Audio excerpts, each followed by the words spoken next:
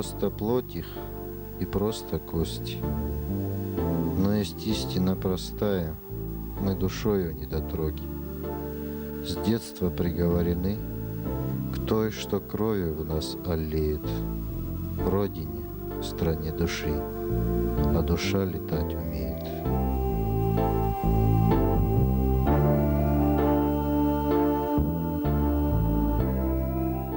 Село Община знакомо в Абхазии немногим, а в нем есть еще менее известная местность Ашицра. Она выдвинула достойных защитников Родины, положивших на алтарь свободы своей жизни. Это мужчина преклонного возраста Накопья Василий Павлович. Это переплывший в холодном январе месту и сложивший голову за освобождение Сухума Чанба Борис Харитонович. Такой же храбрый, смелый и энергичный Геогурам Константинович. С этой местностью, с красивым, шелестящим, словно самшитовый листочек названием, с Ашицрой связана драматичная судьба Олега Чанба. Она готовила ему особую роль, и он с достоинством справится с ней, но это будет позже.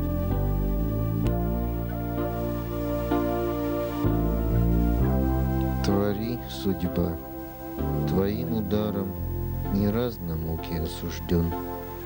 Сопротивляться не устану и не уйду к тебе в полон. Мне б только еще раз глотнуть живой воды из чаши жизни. Одно мгновение отдохнуть в тени, пусть под чужой крышей. Не торопись меня списать, немногое еще удастся. Не только на ноги бы встать, не только над тобой подняться.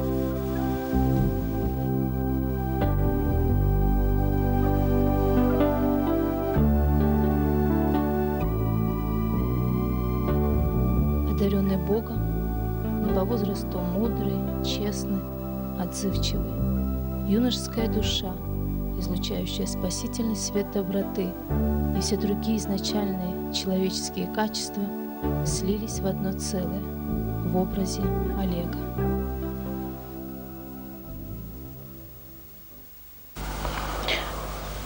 Он был увлеченный человек. Для него небо было, наверное, на первом месте в его жизни.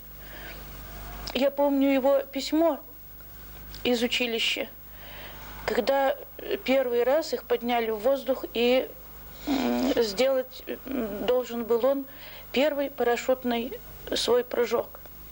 Но перед этим как-то был разговор. Он рассказывал, что некоторые, кому-то страшно показалось, кто-то настолько в таком состоянии был, что рассказывали, что и не помнили, и сознание теряли. А запомнилась строчка из его письма. Был первый, совершил первый парашютный прыжок, ничего кроме восторга не испытал.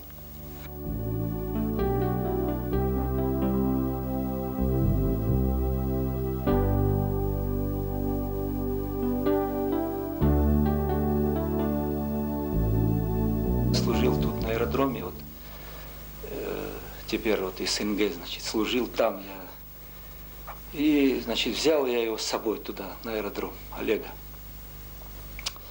Ну, такая возможность была, значит, его в самолет, значит, завести, и посадили его за штурвал Олега. Ну, он в то время, годика 3-4 только разговаривать начинал только. Вот. Ему очень это понравилось. Вот. И вот он мне тогда и заявил, что папа, я буду йотсиком. Это его слова. Ну, я так подумал, конечно, это такое детское увлечение, это все забудется, конечно. Вот. А он, между прочим, оказывается, это и навсегда захотел, такую профессию. Отечественная война надломила сердца родителей Олега. Поблекла их радость.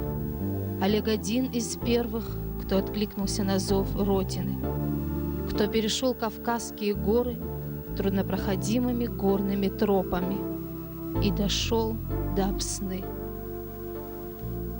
Наша обязанность — охрана моста и прекращение выстрелов с той и с другой стороны. Но вскоре Олег вновь занялся своей работой и снова в полет. Но это были необычные учебные вылеты. Рискуя своей жизнью, он выполнял крайне сложные боевые задания. Возвращался, успешно выполнив поставленную перед ним задачу.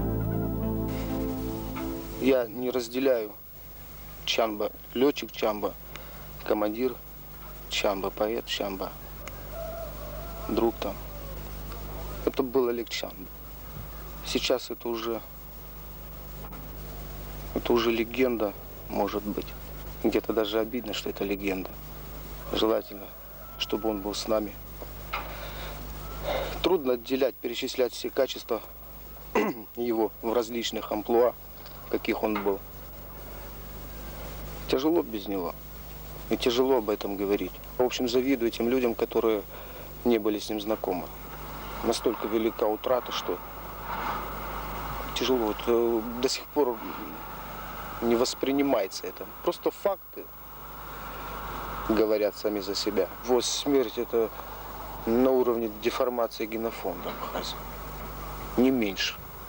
Не меньше. Потому что только вот одно радует, что остались у него 2 детей. Он летчик 1-го класса, майор. Человек, который в совершенстве знал пилотаж. Он тут садился на разные марки самолетов, и ему долго не надо было объяснять.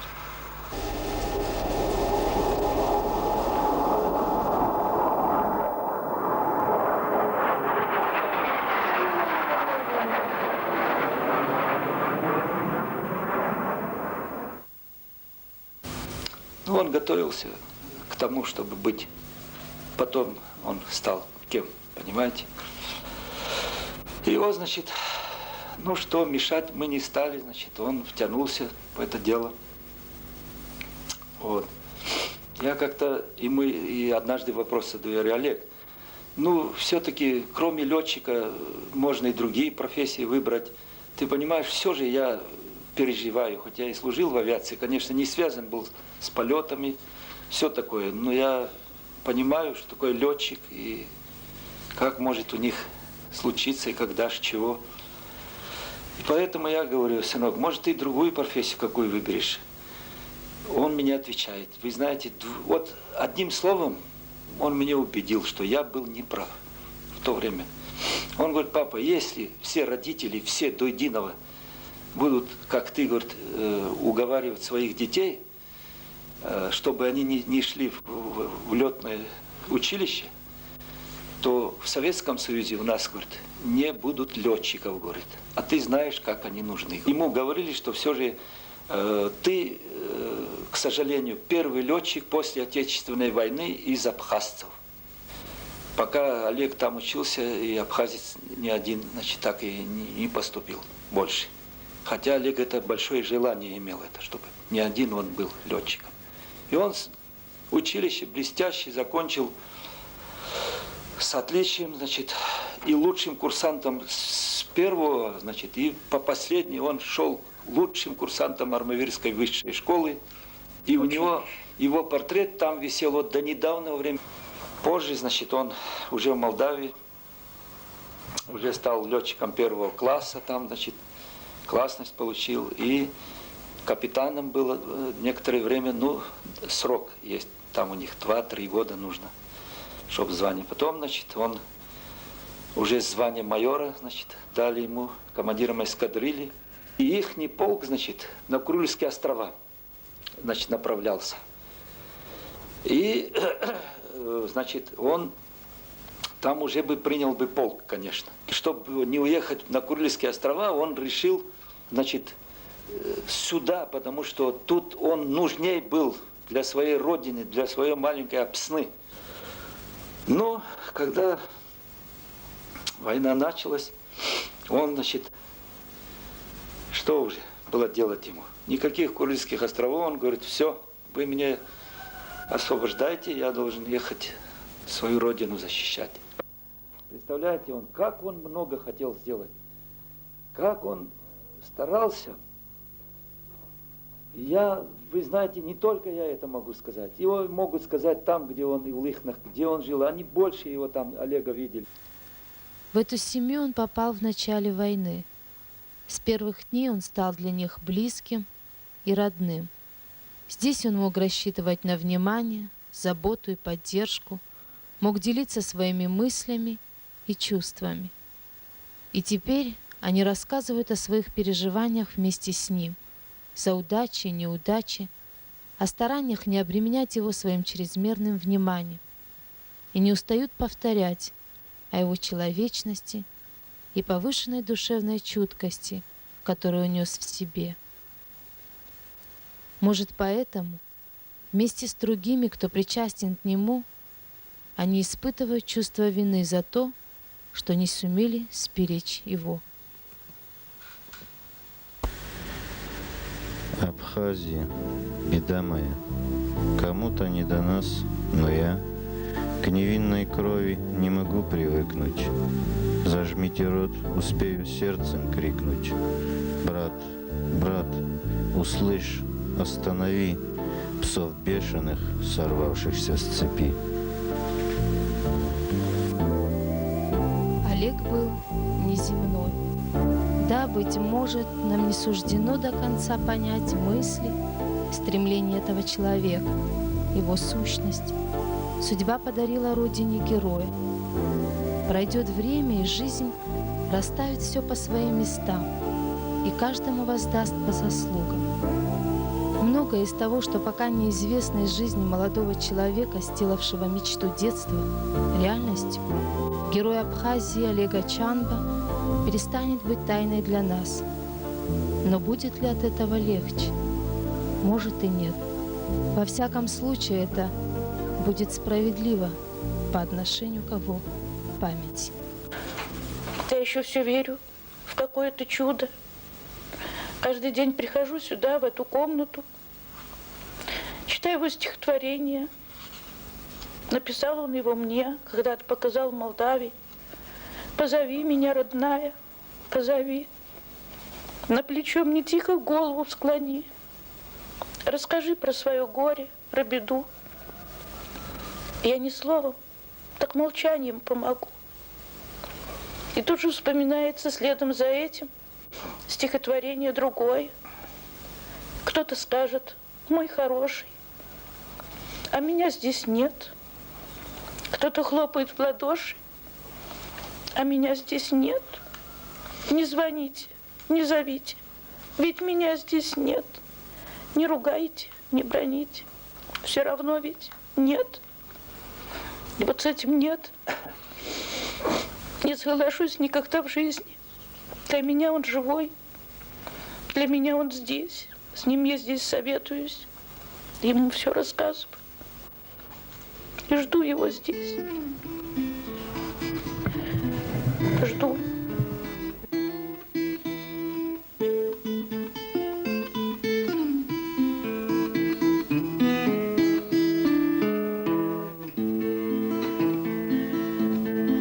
Взревел мотор, ожили стрелки, и лег на курс. Не ограничено на небе пребывание. Причем здесь топливо? Я все равно вернусь. Я же не прощался. Я сказал вам до свидания. Причем здесь топливо? Я все равно вернусь. Я же не прощался. Я сказал вам до свидания. Ну вот и все. Иду на взлет, подвешен груз. Как будто бы известно мне заранее, но вашими молитвами вернусь. Иначе не сказал бы до свидания. Я вашими молитвами вернусь. Иначе сказал бы до свидания. Проложен курс мне утренней звездой,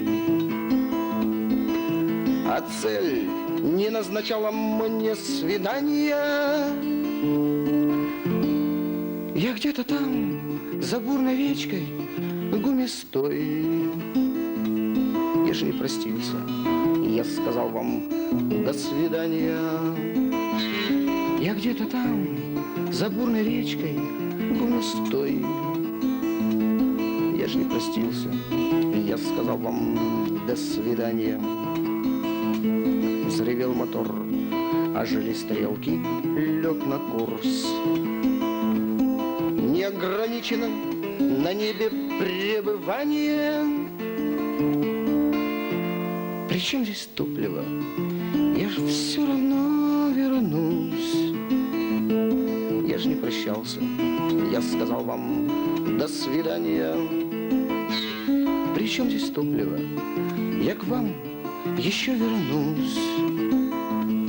Я не прощаюсь, говорю вам до свидания.